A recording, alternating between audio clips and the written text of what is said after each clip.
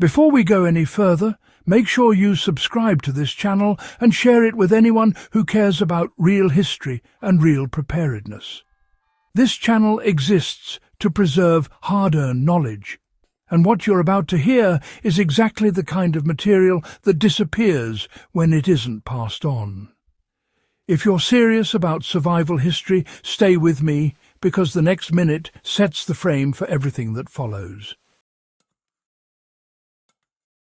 When people hear World War II rations, they picture deprivation, thin soups, and constant hunger. That assumption is wrong, and it's why this topic matters. Wartime civilians and soldiers were not just surviving, they were deliberately engineered to function under calorie limits, supply disruption, and ingredient scarcity. Governments studied human energy needs, cooking methods, and shelf stability with a seriousness most modern preppers never reach. What you're about to learn is not nostalgia cooking. It's a blueprint for feeding people when systems fail, using methods proven under global stress. If you've ever wondered how populations endured years of bombing, blockades and supply collapse without mass starvation, this is where the answer starts. Why World War II? Ration cooking was about calories first, comfort second. World War II ration systems were built around measurable energy output, not taste.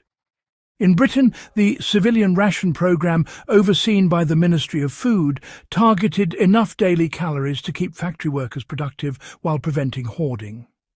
The average adult intake hovered around 2,800 calories per day when supplemented by communal meals and home cooking. The key lesson here is density. Meals were designed to stretch fats, concentrate carbohydrates, and preserve protein for maximum impact. One practical takeaway is that wartime cooks treated fat as strategic material. Drippings from bacon, rendered beef fat, and saved cooking grease were reused relentlessly. In a modern crisis, this translates directly to saving oils, reusing animal fat, and understanding that a spoon of fat can double the energy value of an otherwise thin meal. World War II ration recipes rarely wasted heat or fuel either, which matters just as much when power is unreliable. Right, so let's talk about the logic behind ration ingredients and substitutions. Ration recipes, you see, were not random at all. They relied on ingredients that stored well, shipped efficiently, and could be adapted across a whole range of dishes. Flour, oats, dried peas, potatoes, and canned meats. These formed the backbone because, honestly, they could be transformed endlessly. And when meat was scarce, well, texture and flavour came from things like onions, yeast extracts and long cooking times rather than sheer quantity. A good example of this is the British Woolton pie, which was developed during the war to replace those meat-heavy dishes folks were used to. It relied on root vegetables, thickened with oats or flour, and baked until the starches carried the calories. If you apply that today, it sort of teaches a simple method. Bulk your meals with carbohydrates first, then layer in fats and flavour. A pot of beans, for instance, cooked with a saved spoon of grease and thickened with grain, becomes a legitimate high-energy meal rather than just emergency filler. Now, about those high-calorie wartime breakfasts that carried people through those long days. Breakfast mattered enormously during the war, you know, because it anchored energy for physically demanding labour. Porridge wasn't just eaten because it was cheap. No, it's because oats release energy slowly and could be fortified easily. A wartime porridge often included condensed milk, syrup, or even a knob of fat stirred in at the end. If you're applying this today, the lesson is simple and actionable. Start your day with grains, not protein alone. A bowl of oats with oil, powdered milk or sugar will sustain output far longer than lean meat by itself. We too, cooks, understood this intuitively. And, modern survival planning often forgets it. Stretching protein without losing nutritional value. Protein rationing forced cooks to use meat as an ingredient rather than the centerpiece. Minced meat mixed with breadcrumbs, oats or mashed vegetables allowed a small amount of protein to feed many. The goal was amino acids, not portions.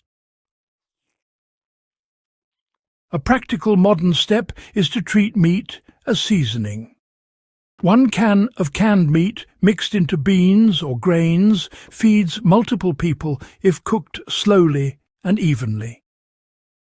Recipes leaned heavily on stews for this reason, as long simmering extracted every usable nutrient and flavour. Right, so one-pot meals and fuel efficiency under pressure? Let's talk about that. Fuel scarcity, you see, shaped Second World War kitchens just as much as food scarcity did. One-pot meals were a clever solution, reducing cooking time and, cutting down on heat loss.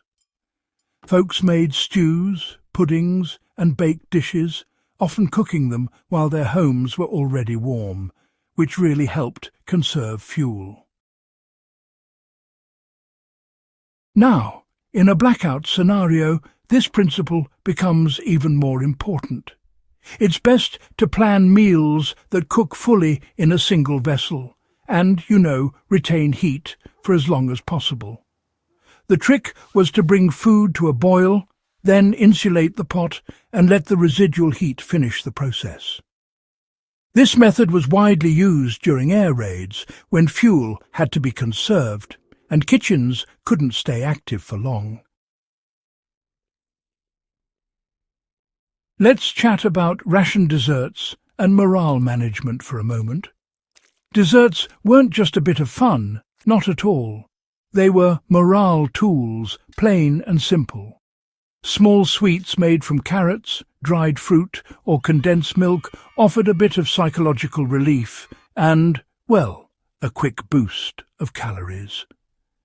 Wartime carrot cakes and puddings weren't about indulgence. They were about keeping spirits and blood sugar stable. For modern use, this means planning simple sweet components into ration meals.